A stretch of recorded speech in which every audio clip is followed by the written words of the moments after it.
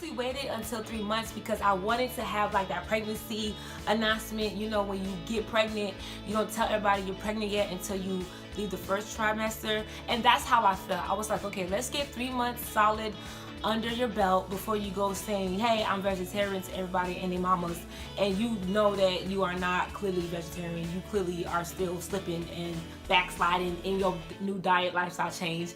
So I waited until, and I told the ladies that I was with, please don't tell anyone I'm vegetarian. I will announce that after my 3 months of being vegetarian, so it would be done in decency and order. If someone did ask me if I was vegetarian, because you really couldn't avoid it because you were asking for like non-meat dishes, I would tell them yes, I am going vegetarian. I would say I'm going vegetarian. I am vegetarian. And that was only in the case if someone would ask me. I wouldn't go and say, yeah, I'm vegetarian. Like, until they asked, are you vegetarian?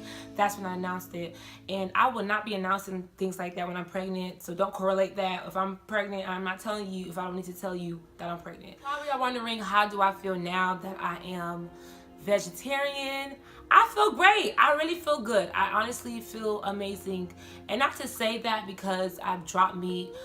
Please keep in mind, I was already weaning myself off, so this was not like a black and white like shift change. I actually had the time to mentally digest what I was doing and to physically digest what I was doing. But I feel great. I feel as if I have leaned out because I no longer can just run and get my Chick-fil-A chicken sandwich like I used to get, you know, get my 1,000 calories in one meal. I could no longer do that. I actually have to be more conscious of what I do eat. And I do feel like I've leaned out a bit, where now I can see my muscular physique better, and I've slimmed down just a little bit, which I knew would come because I would be taking like a chunk of my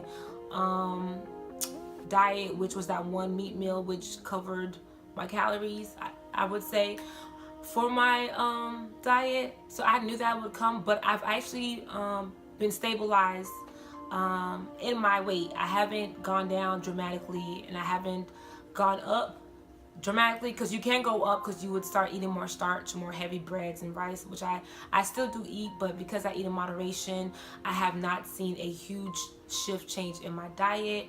I mean, in my weight change, my weight loss.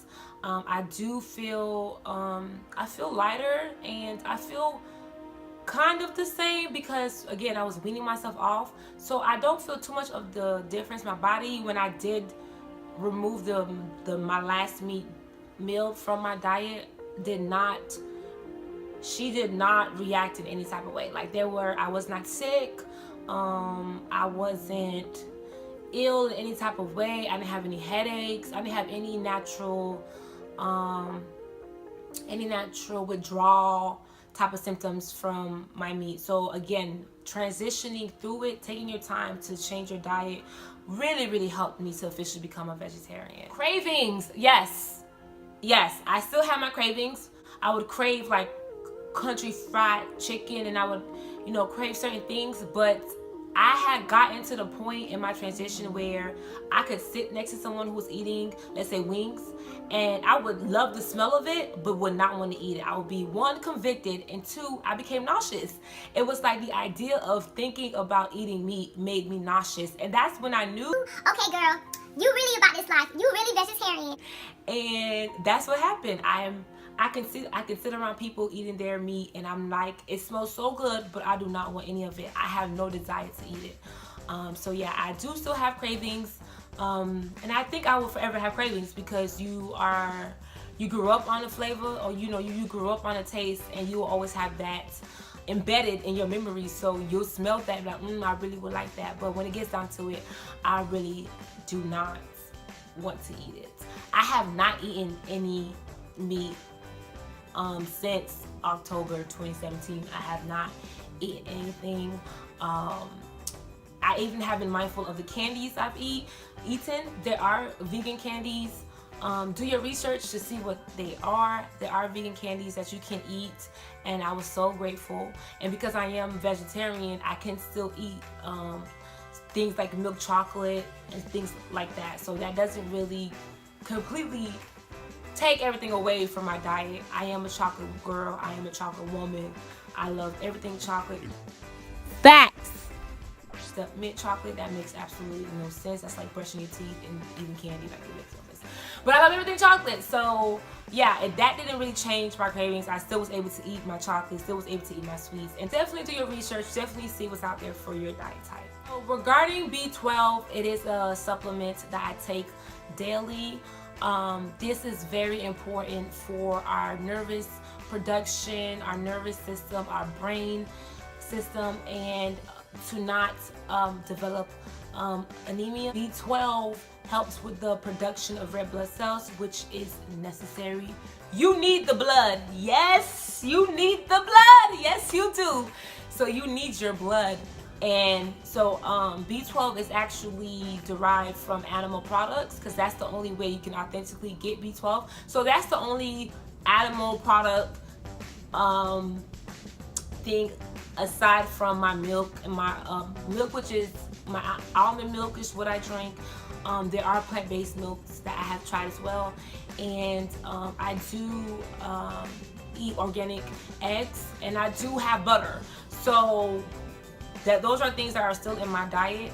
Aside from that, B12 is the only it's the animal product supplement that I do take, and I'm not taking any chances with it, so I'm going to take that supplement, and I don't feel convicted. I am a woman of God who does desire to be a mother, to be first a wife and then become a mother, and right now it's the appropriate time for me to be prepping my temple, my womb, for my children and for the pleasures of my husband. So for me, being self-conscious now about what I eat and taking my necessary vitamins such as B12 is placing me in order to become a wife and a future mother if God sees fit. And so this going vegetarian is not just me to be, you know, of a particular status, to get glory from it, to get recognition or any notary from it, but it's sincerely to be more conscious about what the world right now is doing with our food, and two, to understand that this temple is on borrowed time, and I will be held responsible of how I take care of it, of how I handle it, of how I you know, just overall manage my temple. So I sincerely am thankful of my newly vegetarian lifestyle. It's so much fun. I now have to genuinely learn how to cook again, because you know, you've been so accustomed to eating meat that has always been censored.